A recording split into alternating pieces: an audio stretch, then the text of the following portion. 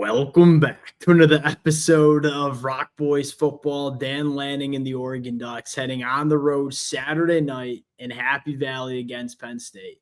Whiteout game, the best environment that we see in all of college football. And then you look at Oregon coming into Penn State, and it's really a brand new football team. A lot of young talent, a lot of first-year starters. They're going into the most hostile environment that they've ever played in their college football careers. The question we have to get into is, hey, how does Dan Lanning and the Oregon Ducks go on the road to Penn State and get the job done Saturday night? When you look at this football game, to me, it's between two bona fide national championship contenders, two of the best teams that we see in all of college football. How does Oregon get it done? It comes down to matchups. Right? There are certain matchups that favor Oregon in this football game. There are certain matchups that favor Penn State in this football game. How do you lean into the matchups that favor you the most? But just as importantly, how do you mitigate the matchups that favor Penn State? That's the conversation I want to get into. Fired up to get into it. Fired up to watch this football game Saturday night. Before we get into it, as always, to the Oregon fans, appreciate you guys. Many of y'all have been rocking with the boys for a very long time. And how about this? Would love to get a vibe check. We're about 24 hours out from kick. How the Oregon fans feeling in the comment section. Appreciate you guys. If y'all do enjoy the content, consider subscribing to the channel. Without further ado, let's get into it. Now, let's start with the matchup that might be the biggest concern for a lot of Oregon fans that follow this program closely, and that is an Oregon defensive line that I think is a very good defensive line, but hasn't been great against the run, going up against a Penn State offense that has a rushing attack. That's one of the most dynamic that you see in the country. To me, the biggest storyline to watch in this football game is what are those back-end safeties doing for Oregon? Are we putting a safety in the box? Are we showing a heavy box to this Penn State rushing attack? Because the way I look at it, if you're Dan Lanning in Oregon, at the very least, we're not going on the road and losing this game because we couldn't stop the run. You are making Drew beat you vertically down the field. And here's the thing that allows Oregon to do this. Number one, I think you got a bunch of safeties that are very good fitting the run. You talk about Dylan Tiedemann. You talk about Aaron Flowers. He's probably the best run-stopping safety on Oregon's team. You talk about Peyton Woodyard, Kingston Lopa. All of these safeties thrive when they're triggering downhill and supporting the run. So you got safeties that you think can help stop the run Saturday night against Penn State. But at the same time, you're looking at your boundary cornerbacks and saying, we got a lot of confidence. Hey, it's one thing to say, hey, we want to load the box and we want to put a safety down there and stop the run. Well, you can't do that unless you don't have a lot of trust in your boundary cornerbacks that I think Oregon does. I mean, Ifio, we think he's going to be an NFL guy after next year. Brandon Finney, although is a true freshman, he's going to be an NFL guy as well. Then you look across the way at Penn State. I mean, Drew struggled vertically down the field. I don't think these Penn State boundary wide receivers are striking fear into this Oregon secondary. When you're Oregon, you're looking at that matchup and say, yeah, I'm taking Ifio. I'm taking Brandon Finney, taking those two cats over any Penn State wide receiver that they're going to trot out there Saturday night. So we got a bunch of safeties that can come up into the box and support the run. We trust our boundary cornerbacks against those Penn State wide receivers.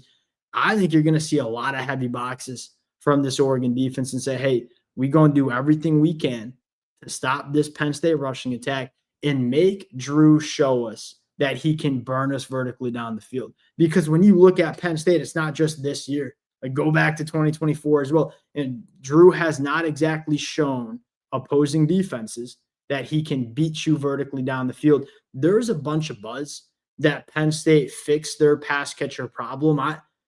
I'm going to make him prove it to me Saturday night in Penn State, because I haven't seen it the first 3 weeks of the season or the first 3 games of the season from Penn State.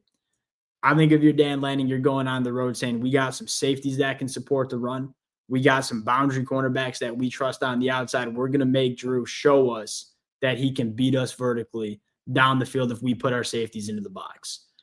Number 2, going to the offensive side of the football, I think this is big, and it's staying on schedule. And it's for a couple of different reasons. Number 1, I mean, what we just talked about. We're a little bit concerned about this Oregon defensive line, specifically in the middle of the defensive line, holding up against this Penn State rushing attack.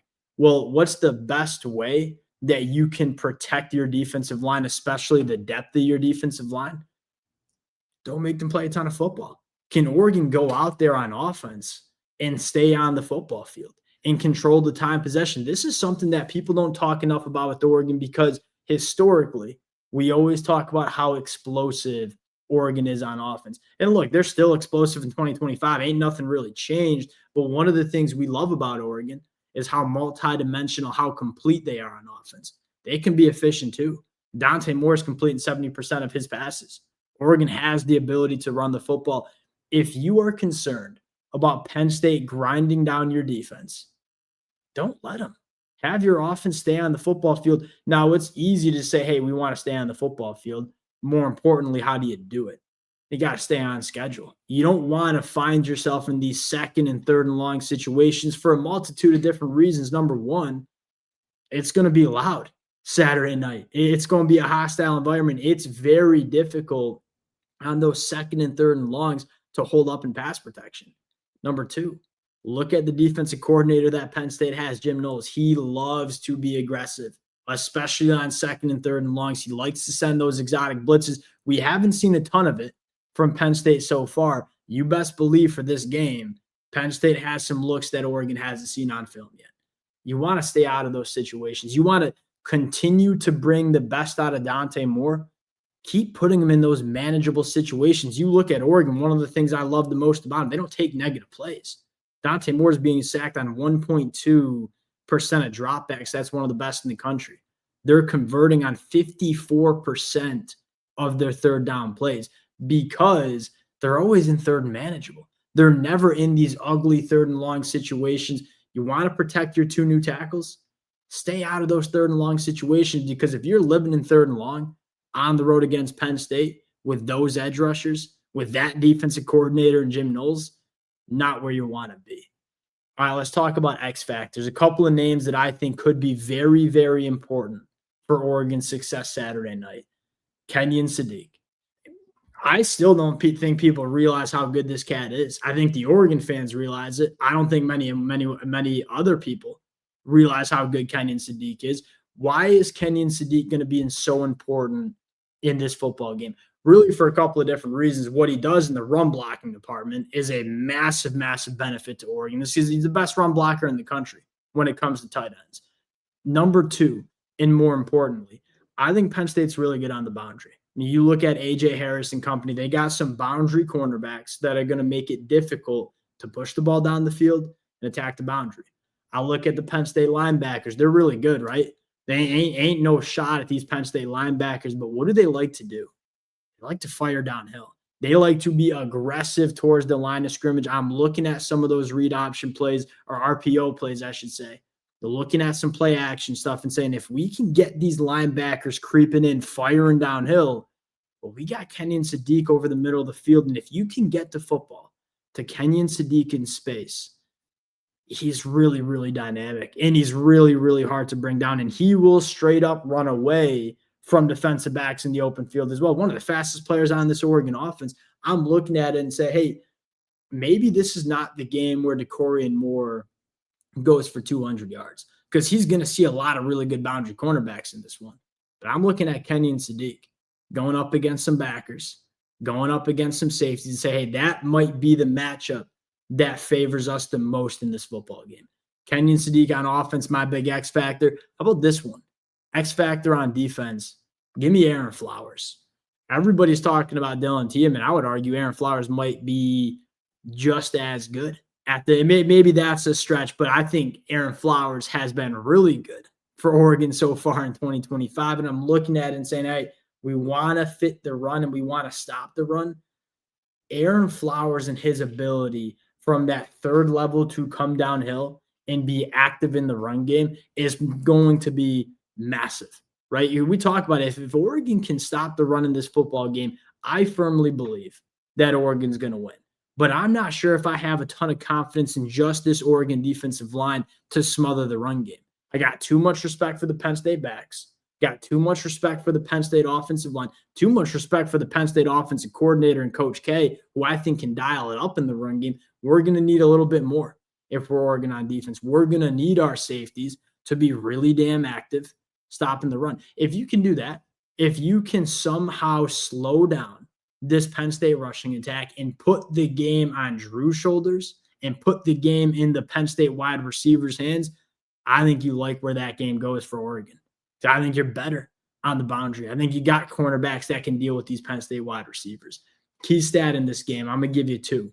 Number one, negative plays. Might be the most important.